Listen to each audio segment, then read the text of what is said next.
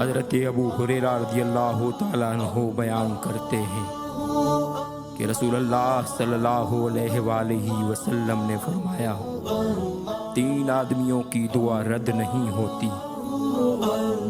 روزہ دار کی روزہ افطار کرتے وقت، عادل حکمران اور مظلوم کی دعا۔ اللہ تعالیٰ اس کو بادلوں سے بھی اوپر اٹھاتا ہے اور اس کے لیے آسمان کے دروازے کھول دیتا ہے۔ اللہ تعالیٰ فرماتا ہے، مجھے اپنی عزت کی قسم، میں ضرور تیری مدد کروں گا، اگرچہ ایک مدت کے بعد ہو۔